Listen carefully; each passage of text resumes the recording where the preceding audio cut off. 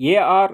அப்துல் லத்தீப் அவர்கள் எழுதிய வியாபாரத்தில் வெற்றி பெறுவது எப்படி என்ற புத்தகம் ஏ.ஆர்.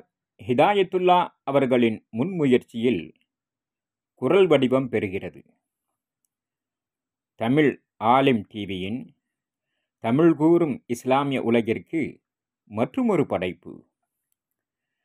தமிழ் ஆலிம் டிவியின் தமிழ் இஸ்லாமிய பங்களிப்பு இன்ஷா அல்லாஹ் தொடரும்.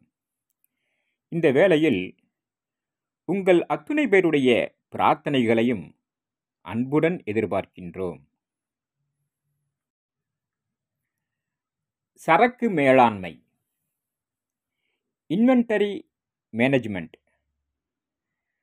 நம் வியாபார பொருட்களை சரியான முறையில் வாங்கி விற்று மீண்டும் வாங்கி இருப்பு வைத்து இப்படி மாறி மாறி சுழற்சி அடிப்படையில் துரிதமாக செயல்பட்டால் இருக்கின்ற சரக்குகளையெல்லாம் விற்றுவிட்டு விற்பதற்கு கைவசம் பொருட்கள் இல்லையே என்று கவலைப்பட தேவையில்லை. அதேபோன்று அதிக அளவில் வாங்கிவிட்டு திண்டாடவும் தேவையிருக்காது. எந்த பொருள் அதிகமாக விற்கிறதோ அதை கூடுதலாகவும், எந்த பொருள் குறைந்த அளவிலும் விற்பனையாகிறது அதற்கேற்றாற்போலும் நாம் கொள்முதல் செய்ய தெரிந்திருக்க வேண்டும்.